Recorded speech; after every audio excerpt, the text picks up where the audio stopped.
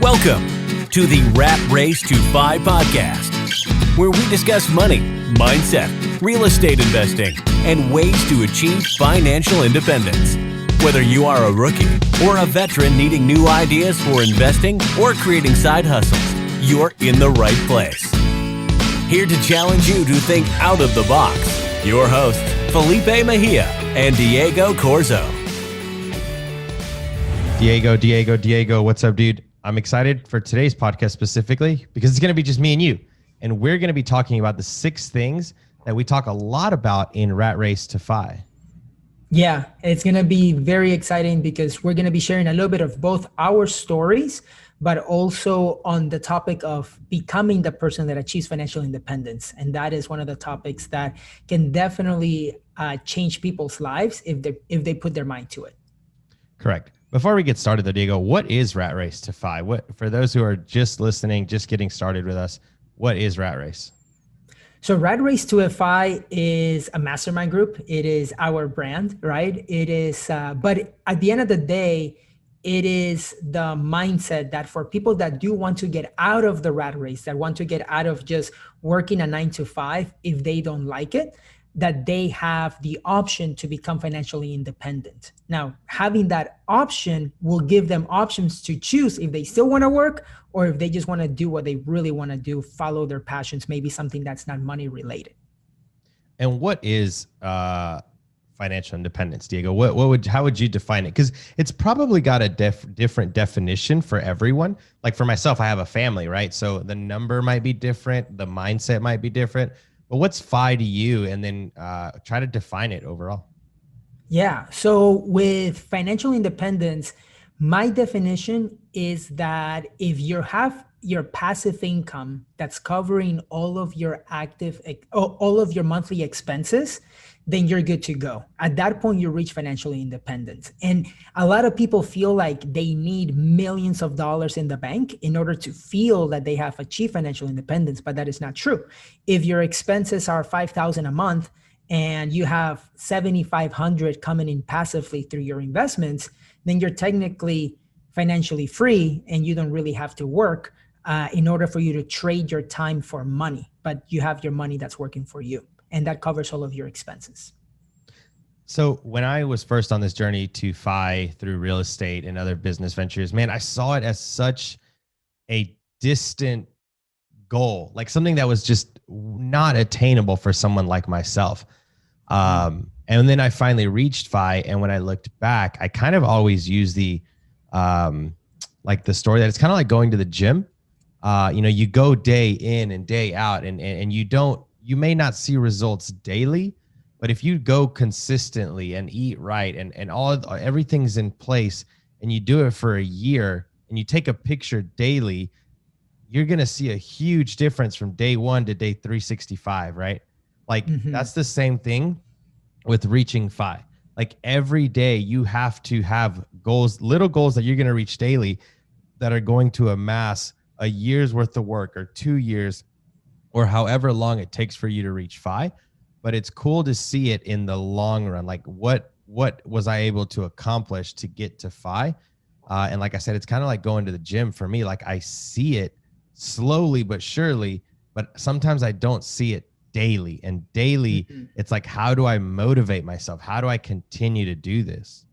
Yeah. And what's interesting about that too, Felipe, is that a lot of people, especially the millennials, right, which is a lot of our audience, and I'm a millennial, you're a millennial. We've grown up in the society that we want everything like right now, right? We want everywhere. We live in like you put it in the microwave and it better be hot in 30 seconds, or if not, I'm not eating it, right? So it's sort of like we want it now.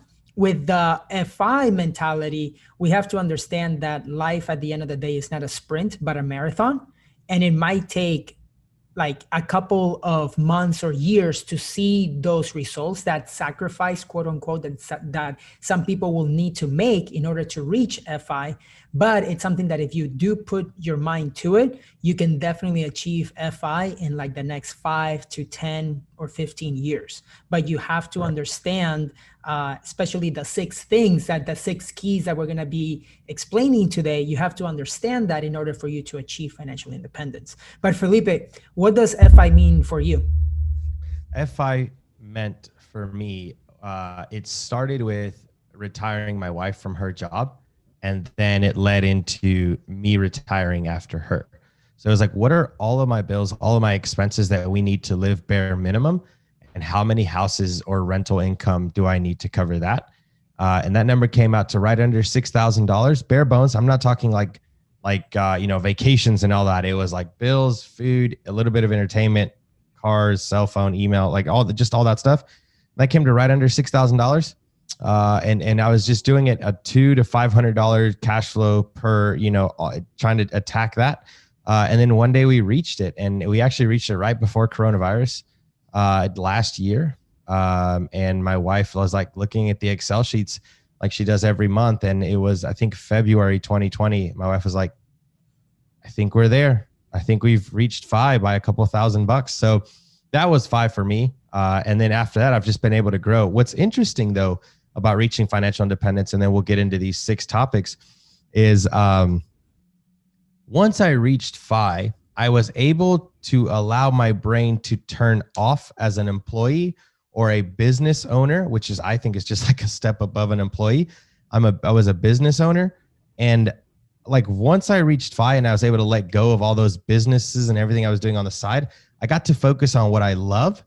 And I've made more financial gain in the last year than I have in the past, 28, 29 years. And I think that's because now my mind wasn't focusing so much on making money, but it was on helping others while still me making money and helping others make money, and education. So it was interesting how once I reached 5, my brain was able to like open up more to other opportunities for myself and those around me. Yeah, exactly. And I feel like at the end of the day, when you reach that level, you're not thinking about like, oh, I need to make this, I need to sell this, or I need to work this much in order to take home this amount of money. You can just do it. Whether the money or not shows up, you have your monthly expenses that are getting paid by your assets. So yeah. And what's cool is that at the end of the day, like I mentioned earlier, if you begin to focus on it and take action, you can definitely achieve it in less than 10 years, no matter what your background is. Like, I'm Peruvian, I'm a DACA recipient, I'm undocumented, and I was able to achieve it in my 20s. Felipe, Latino, again, like he can do it. We know various people in in our Rat Race mastermind that are working towards that. And no matter what situation or what your story is, you can definitely achieve it. You just need the right tools, take the right actions, and connect with the right people that can help you get there. Correct. And today we're going to talk about those 6 actions, right? Like, what are those 6 things that we teach in Rat Race that are going to trajectory yourself to financial independence, living abundantly, and doing all that. Now, guys, the goal is to reach 5, but it's not to stay there. It's to live an abundant life past that. Diego, do you want to start us off? Yeah, one of the things that is really important to note is that a lot of people want to have that financial independence, but I have learned that first you have to become the person that achieves financial freedom in your mind, in your heart, with your actions, and then you get it in the future. But a lot of people feel like if they don't have the money now, they are not going to feel like they have financial independence. And this is something that Jim Rohn says, is like, if I give you $1 million and you don't have the financial capacity to manage the $1 million, you're going to lose it. You're going to spend it all in things that are not going to give you a return. You're just going to expend it. And then you're going to not have that $1 million in a year or something, right? But if you're financially savvy, you become the person that should use that $1 million, then your actions are going to be different. And that's why I feel like it's super important for people to know that first you become the person that achieves financial independence. And that's what we're going to go over today. Now, one of the things to know too is that these things, the 6 keys that we teach in Rat Race to FI, is not things that we like that we've read in books or watched YouTube videos, but is what personally like I have learned from my mentors by surrounding myself with other people. For example, in the mastermind group that I belong to, with Osborne and Hal Elrod and a few of the other like heavy hitters, right? Those people, I was able to surround myself with millionaires in GoBundance, that they basically put me under their wing when I was 23 years old. And now I was able to take action on everything that they've taught me. Felipe, is it okay if I share that story really quick? Yeah, absolutely. Cool. So basically, guys, when I was 23 years old, because this is something that we didn't share on a previous podcast, when I shared part of my story, but basically I was 23 years old becoming a realtor, and I listened to a podcast. It was by a guy named Pat Hyben called Real Estate Rockstars. I follow him on Twitter. I reached out. I told him, hey, I want to learn more about what GoBundance is. I'm getting my license. Long story short, he sends me a few messages back, and he mentions GoBundance, and I ask him, what is this mastermind group? And he says it's a mastermind group for millionaires that like to achieve financial independence, talk about financial freedom, accountability, relationships, and contribution and health. And I was like, oh my gosh, I went in. But at that point, I'm like, again, I'm 23 years old, right? I don't have any money, but I was able to go to an event in a room with 15 millionaires. I knew that I was going to be the only one that wasn't a millionaire there. And when they were doing introductions, there was a guy that was worth 40 million, 10 million, 5 million. And when they come to me, I'm like, my name is Diego. I am 23 years old. My net worth is $25,000 and I work at General Motors. And they were like, who the heck is this guy? Who the heck is this kid? But after that weekend, they pulled me out to the side and that said, look, Diego, we created GoBundance for millionaires, but we want you to become our first apprentice. And we want to help you become a millionaire. Now imagine I'm 23 years old and I was able to get into this room that I really didn't belong. But I knew that in order for me to achieve the life that I wanted to achieve, I needed to be in those rooms, be uncomfortable. And I was definitely uncomfortable. But at the end of the day, they pulled me out to the side, and I started basically following them, telling everything that they told me to do, I did. And 2 weeks later, I was flying on a private plane with Osborne, and he was picking up his buddies. It was like an incredible experience. I turned 24 years old at that time. And from there, I knew that my life wasn't going to be the same. So since I've been 23, 24, I've been surrounding myself with 200, 300 millionaires. And after analyzing them and hearing conversations in a plane, in taxis, in Ubers with them, at events, I've been able to put this together along with Felipe, on the 6 keys to achieve financial independence, to become the person that achieves financial independence. Because in the beginning, I wasn't financial independent. I wasn't a millionaire, but I knew that if I took the right actions, I would be able to achieve those things. Correct. Yeah, absolutely. I think it's definitely about who you surround yourself with, and in implementing the list that we're about to run down. So let's get to the list. Cool. And let's go. That's actually one of my favorite stories that you have, though, about being in that room. That's a great story. So the first one, mastering personal finances. I think there's a reason that this is at the beginning. And let me read the quote here by Dave Ramsey. It says, if you will live like no one else, later you can live like no one else. So mastering your personal finances is super, super important to reaching financial independence. And that is what Diego said. If you can't manage $10, you can't manage 100, you can't manage 1,000, 1,000,000, and so forth and so on.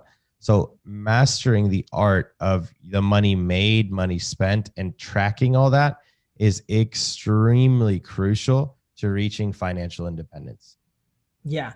One of the things that I learned was that in conversation, again, with the guys in GoBundance, David Osborne and Pat Hyben, they met every single month, and they spoke about how much money they made, how much expenses they had and how their net worth grew. So what happened after that event with GoBundance, I went home, I talked to my best friend Pascal, and I told him, dude, this is what they did when they first got started. So then he created the net worth tracker that now everybody in Rat Race has. So he created it because he's more of an Excel guy than I am. But we would meet every single month since 2014, man, and understanding how much money is coming in, how much is coming out, and tracking your net worth. If you cannot track it, then you have no idea where your money is going. You might know, oh yes, I'm only spending $500 on food, but then when you really analyze it, expense by expense, you might be like, holy crap, I actually spend 1,000, but you don't really think about it. Or you may have subscriptions that you don't even use, right? You might have a Gold's Gym membership, one in Orange Theory, one that you signed up years ago, and you don't even know that you're paying for it. So that's why managing your finances are really, really, really important. And Diego, how would you say someone who's just started out, they're like, hey, I don't have a lot of money. You know, I'm not in a position where I have to manage a ton of money. What would be a way for them to get started managing what little they might have as they scale and grow? Yeah, that's a really good point. So mint.com, it's a tool that you can link one bank account. If that's all you have, you can link one bank account, maybe one credit card, and then through there, you can begin to track your monthly expenses, your budget. As long as you can control your budget, then you will be in good shape. What you want to do is you want to live below your means so that you have more money at the end of the month rather than less money at the end of the month, right? That's the idea. You don't want to just rack up credit cards and credit card debt in you borrowing from your future. You want to make sure that you can manage it in the present and pay off those credit cards so that you don't accrue and paying like 20% interest or whatever. But you really have to start with just, if you know that you make $2,500 a month, you want to make sure that you allot that money in advance in order for you to make sure that you're not going to overspend. And sometimes, Felipe, because I know it has happened to me, especially in the beginning, I would have to say no to a few things. Like if my friends are going to happy hour 4 times a week, you might have to sacrifice and say, hey, I'm only going to go once, because I know that if I go 3 or 4 times a week to happy hour, I'm going to spend X amount of money and I'm not going to be able to save the amount of money that I do want to save for the future. It's interesting because when it comes to mastering my personal finance, I think my biggest struggle was tracking it and being honest with myself. Like, you know, how much did I really spend on meals? Oh, I can have a coffee again. Oh, I can do this again. And then by the end of the month, it was like, man, I really did have Starbucks 6 times this month. Like maybe that's not the best thing to do, right? Or so forth and so on until I get to a certain level. So I think mastering your personal finances is very important, and tracking them, knowing what money is coming in and what money is going out. Where is that money being spent? Is it being invested? Am I giving enough? It's funny, even with people of wealth, I have found that there's a direct correlation with their giving of their finances as well. Everyone that I know that's like super rich gives a lot. And I'm not saying that like if you don't have ends meet, not to give, but what I'm saying is that there is a direct correlation there. You know, I don't know the science behind it, but I know people that are like, dude, the more you give, the more you get. So I'm just going to throw that into mastering your personal finances. Diego, Take us to number 2. All right. Number 2, it is scheduling personal development. Because a lot of people think that just because you finish high school or you graduated college, that you can stop learning. And that is not true. I'm a big believer that you have to be a lifelong learner, a student of life, so that you can continue to have the mindset that you want to grow, right? And Tony Robbins says, if you're not growing, you're dying.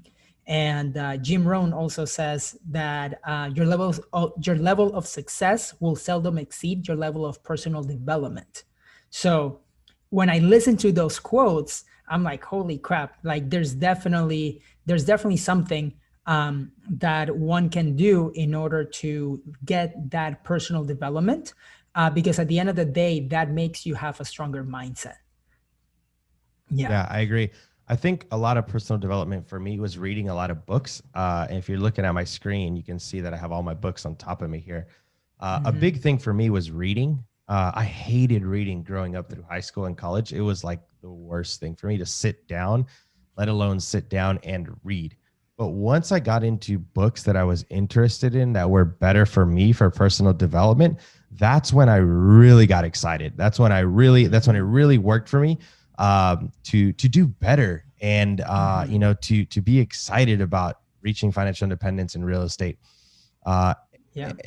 Books that excited me were the ones that helped me be better in life, better in business, better in everything that I'm doing. So personal development for me personally was huge in the books that I read. One of the books that impacted me the most, everyone says Rich Dad Poor Dad, so I agree with that. But the next one from there was Life and Air, because Life and Air gave me my why. And we'll talk about our why at the end. But Life and Air really put me in a position to think about why am I doing what I'm doing, which allowed me to grow faster. Yeah, that is a really good book too, because at the end of the day, it makes it so that it's not just about the money, right? But it's about how do you become a millionaire in all areas of life. And with scheduling personal development, a lot of people really also think that, oh, I don't have enough time to read books, or I don't have enough time to schedule personal development into my life. But you can listen to audiobooks, you can listen to YouTube videos. Like if you put up Jim Rohn on YouTube, you can get so many different videos. And you can do it while you're driving, while you're going to work, while you're on a run, while you're coming back from work or cooking. There's really no excuse for you to not learn. And at the end of the day, Jim Rohn also says, formal education can make you a living, but self-education can make you a fortune, right? At the end of the day, you can get your degree, but if you're just gonna go have a job and stay there, but not be able to continue learning in life, you may lose opportunities that maybe were there, but you weren't really aware that they were there.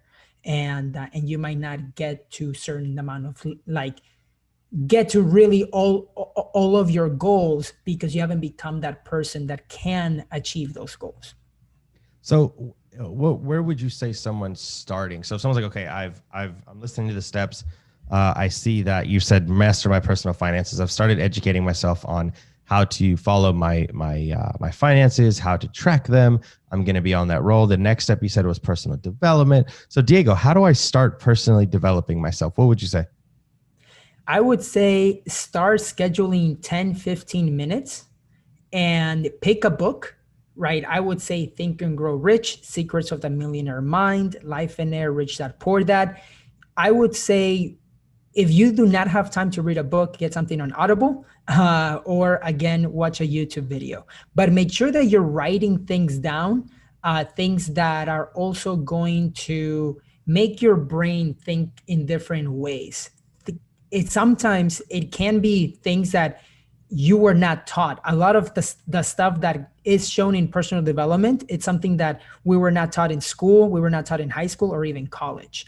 So it's something new and you have to be comfortable with that kind of growth.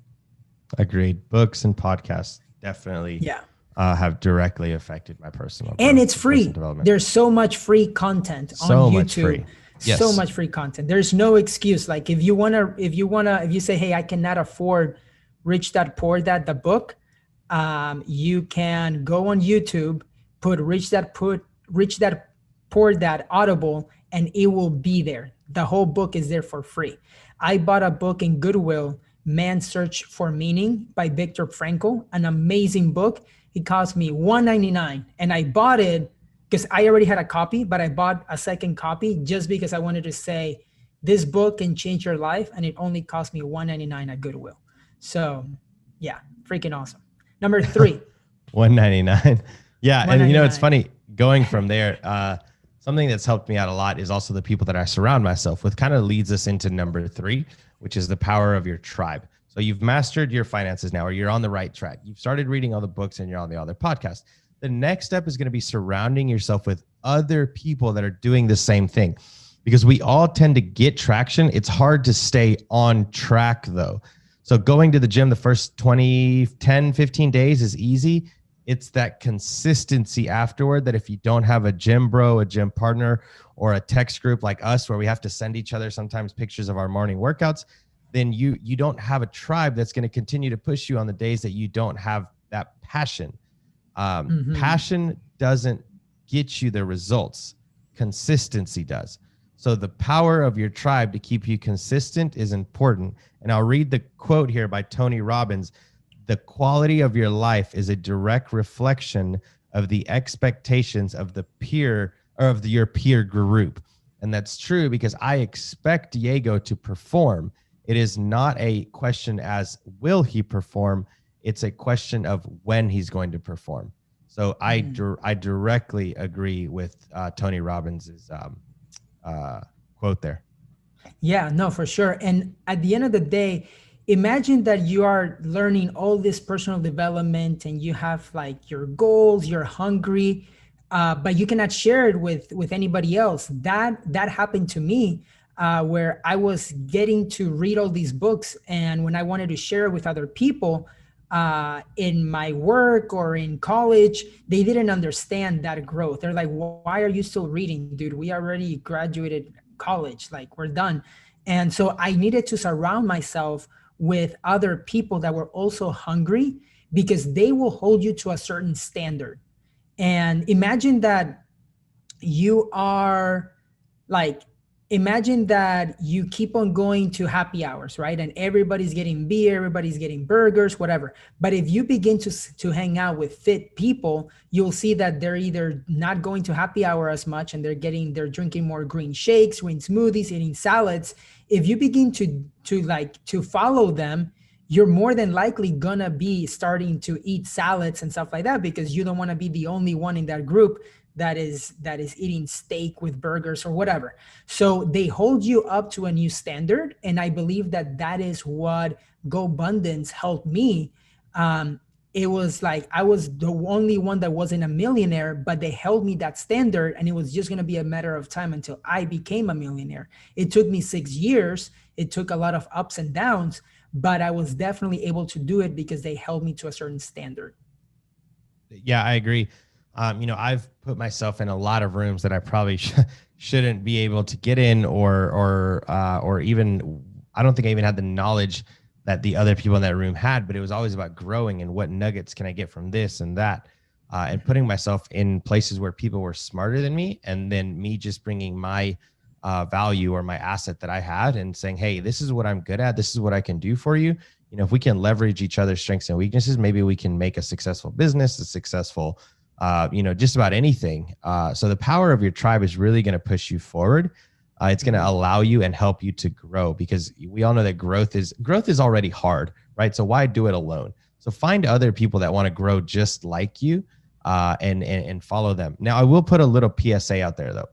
Let's say you are going to, let's say Gold's Gym, and you want to be a power lifter. Are you going to work out the same as the swimmers, or the same as the CrossFitters, or the same as? Probably not. So the power of your tribe can be a two-edged sword. You can also develop and work yourself the wrong way and take years away from growth by surrounding yourself with the wrong tribe. So it's more important to surround yourself with the right tribe than just a tribe. So just because the tribe is like that you want to get around is in real estate, but that's not your passion, then I wouldn't do it. For example, you wouldn't want to get around a wholesaling tribe if you're interested in just rentals, right? You might see, now there's nothing wrong with learning different aspects, but at the beginning, I would say surround yourself with the people that have the same goal as you before you venture out into other aspects of, for this example, real estate, or as the example earlier in the gym. You don't want to say, oh, well, I want to lose weight, and then surround yourself with power lifters who are like going to be telling you need to drink a bunch of protein and eat 17 times a day and all this other stuff. So the power of connecting with the right tribe is just as important, if not more, than just saying, oh, I just want to find a tribe. So make sure that you pick your tribe correctly. And with that, go ahead.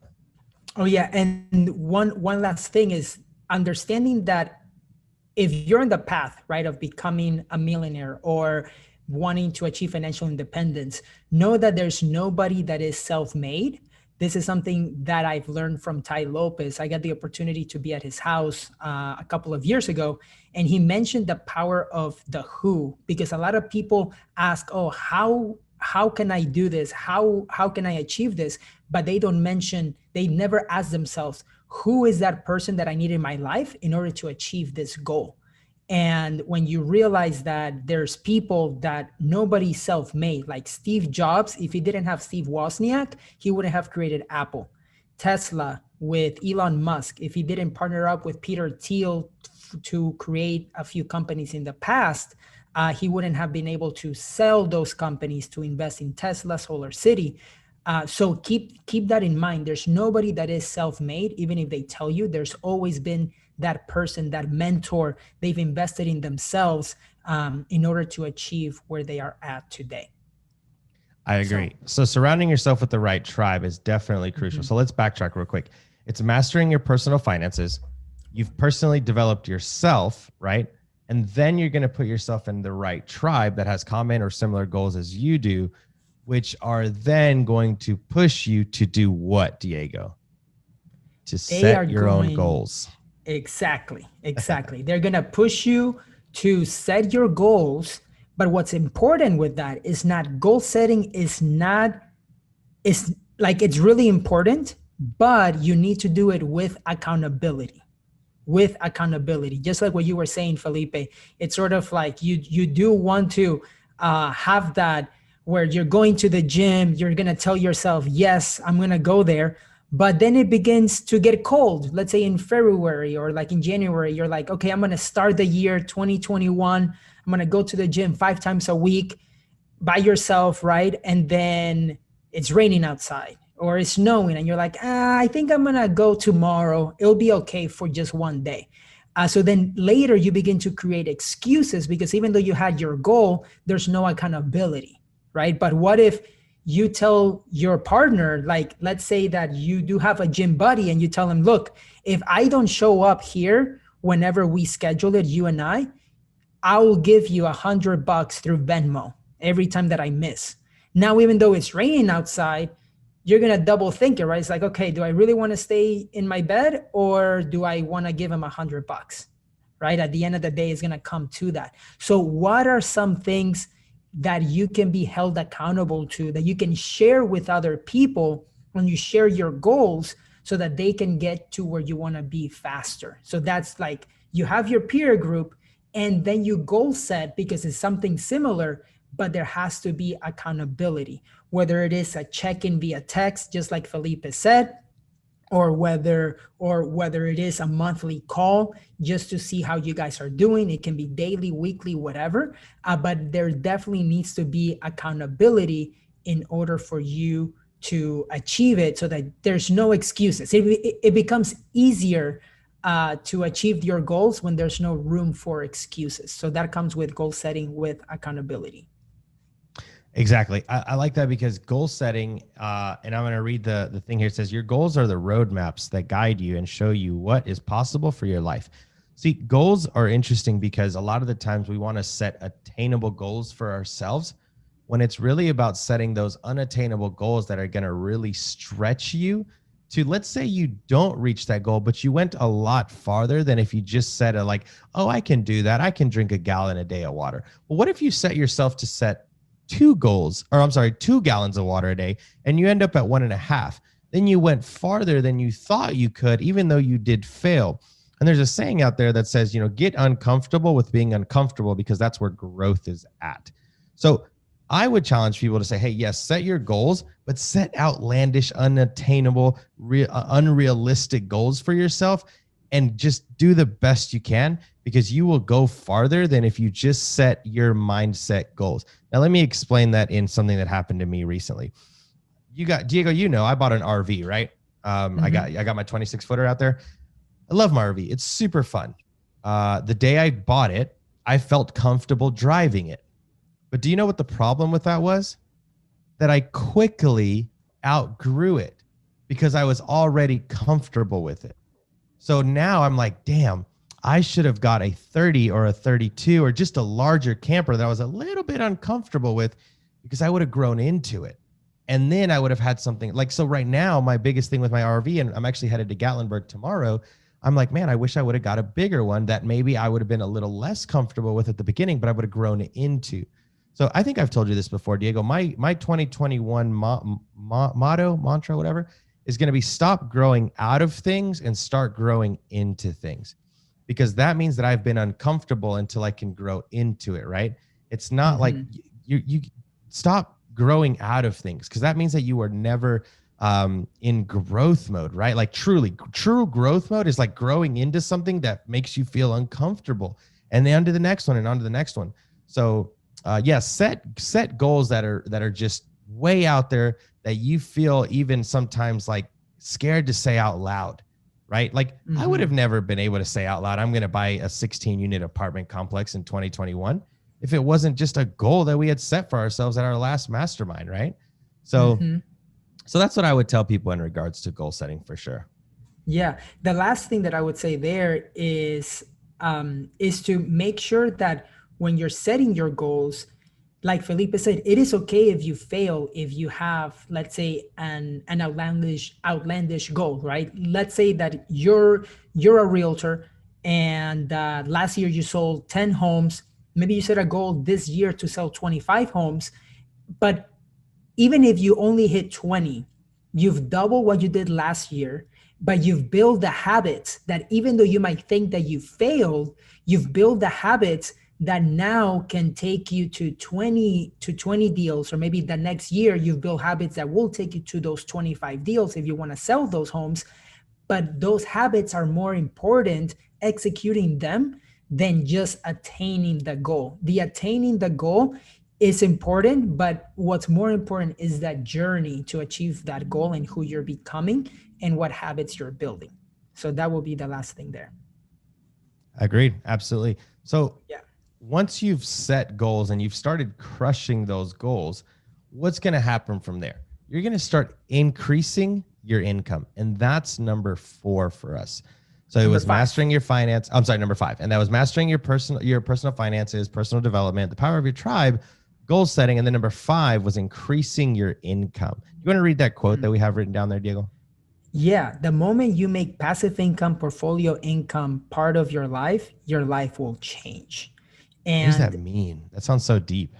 Right? It's like the moment you make passive income a portfolio income part of your life will change. And that is a quote by Robert Kiyosaki. And even though it's important, this quote is important and it's going to make more sense with the last one, with the last thing. But in increasing your income, the reason why we put it as number 5 is because having a job, like when you're in the path to financial independence, you do have to sacrifice a few things. And some of them are going to be your time, because you do not want to, like if you want to achieve financial independence, you do not want to wait till you're 65 till you can retire and get your Social Security.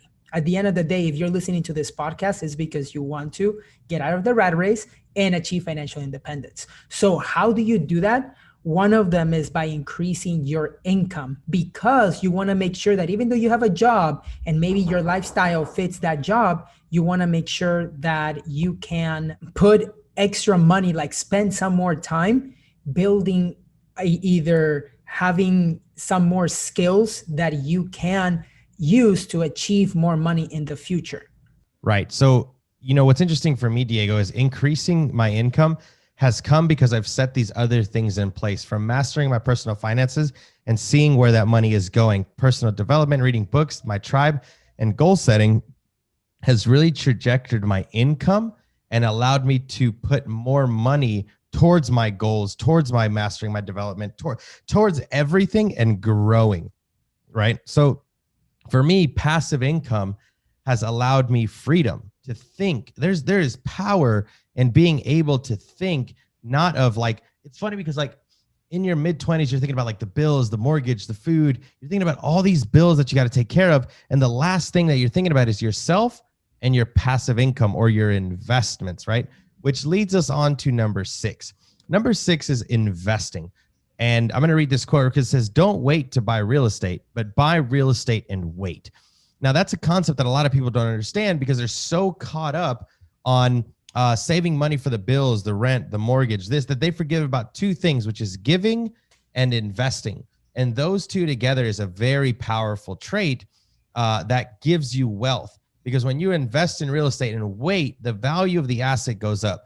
Your cash flow goes up yearly. You're giving yourself basically 5 bonuses a year. You're giving yourself more cash flow because the rents go up. You're giving yourself ghost income because the property is paying itself off. So the mortgage is going down. You're going to make sure your property value is going to go up. You're getting tax breaks and incentives, right? And then you're going to get equity in the property because the loan is getting paid down by someone else and the value of the property is going up. So you're giving yourself 4 to 5 bonuses every single year by buying one real estate investment, not to mention how it's going to snowball until you buy more of those. Exactly. And what's important too, Felipe, if you match number 5 with number 6, right? Like increasing your income, that is one of the things that if you just focus on, sure, you will have your job, but if there's a skill that you can use, maybe you have to Uber, maybe like I did websites, even though I was working at General Motors, I was doing websites like after work or weekends and saving that money so that because at the end of the day, I wanted to invest that money for real estate. And that's one of the reasons why I became a realtor too, is because even though I had my full-time job, I was a realtor part-time and I was working nights, weekends, showing homes, all of that stuff before I left that. But I needed to increase my income so that later because my goal was to start house hacking, right? At the end of the day, when I was 24 years old, I was able to, the money that I made, not from my work, but from my extra side hustles, that allowed me to save that down payment for that property to house hack. I began to live for free. And then that allowed me to exponentially grow because I was able to reduce my living expenses, and it allowed me to continue investing for passive income. Yeah, absolutely. It's interesting because passive income, at the end of doing all those other things we just talked about, passive income is what's allowed me to become financially independent. And now my passive income gets reinvested into more passive income. And I've explained it like it's kind of like a snowball. Like making that first snowball is hard. Rolling it into more snow is hard. Pushing it to get more snow is hard. But eventually it rolls itself because of the weight of the snowball, and it just gets bigger and bigger and bigger. And most people only see a big snowball rolling, getting bigger and bigger, and no one sees all the work you put into putting it together, right? So that's what those first 5 steps look like into creating your snowball to then making a snowball effect that's going to get bigger and bigger and bigger. And passive income is basically the stronghold to that. Making passive income and passive income is very simply, it's money that comes to you that doesn't take up more of your time. It's time that you've already invested that keeps paying you dividends over and over and over again. And the more of those you create, the more wealthy you're going to be, because that passive income buys you more passive income, and so forth and so on. Yeah. And the main thing to consider is, again, and this goes by what Robert Kiyosaki says, right? That is the difference between assets and liabilities. A lot of people are collecting bills, but if you change your mindset to be like, how can I collect assets that will pay for my bills, that through the assets that are making you passive income, they pay for your monthly expenses. At that point, you begin to think in a different way that, okay, in order for me to get my next car, like an awesome car, I need to first buy a house that's going to pay for that. And then once that car is paid off, you still have an asset that's making you money. The same way, maybe you buy another house that's gonna go to pay for your cell phone bills and maybe your insurance. And then you buy another house that's gonna pay for all of your food expenses. So then you begin to collect assets that pay for your expenses, knowing that it's not gonna be just like what Felipe said earlier. You're not gonna achieve all this in 1 year or maybe in 6 months, but you can definitely achieve it in 5 or 10 years. And understanding that with enough patience and a little bit of sacrifice, you can definitely do it. At the end of the day, the quote that I want to share with you guys too is what I learned from one of my first mentors, Adam Carroll. He said, you should build a bigger life, not a bigger lifestyle. The lifestyle will come later, but you want to make sure that you're achieving a big life with your peer group, with the experiences, by not just spending money on things, but on experiences, like I mentioned earlier. It's interesting, as I've scaled and I've continued to grow, Diego, and we can end on this. I haven't upped my lifestyle. Like I still live in my 3-bedroom, 2-bath home. We're very modest living. I only have one car. My wife has one car. We have an RV because we like to travel for fun around here, the Smokies and things like that. We take a lot of vacations though. We do a lot of things together. We have a lot of fun. But I don't have like a Ferrari or a huge mansion of a home or anything like that. I haven't upped my lifestyle. I've just upped my experiences in life. And that's what I really, really enjoy. So super excited about that. Diego, we talked today about the 6 things that we think are super crucial to reaching FI and growing and scaling and becoming a millionaire and just living an abundant life. I'm going to read those over really quick again. So number 1 was mastering your personal finances, your personal development, the power of your tribe, goal setting, increase your income, and investing those finances. So those are things that we teach in Rat Race to FI. Shoot me a DM on Instagram, Felipe Mejia, REI, or at Real Diego Corzo on Instagram as well. If you are interested in the Rat Race to FI Mastermind, we'd love to have some of you on and we can go through that to see if we are a good fit for you. Thanks for listening. Diego, any last words before we get out of here, bro? Yes, 100%. Guys, all of this, the 6 steps that we had mentioned today, none of that matters if you do not have a strong why. So none of that matters if your why is not strong enough, because at the end of the day, that journey to achieve financial independence, it's hard. It's not easy, right? If it was easy, everybody would do it. But the thing is that a lot of people are not willing to sacrifice, are not willing to step out of their comfort zone. And that's why they don't achieve it. It's not for everybody. But my challenge to everybody here is to know why they're doing certain things. It's interesting because there is a quote that says, if the why is strong enough, the how will get legs. So at the end of the day, it's super important that the why is going to help you push you forward when things are going to get hard. When lenders are going to tell you, no, you cannot buy this house, we cannot get you qualified.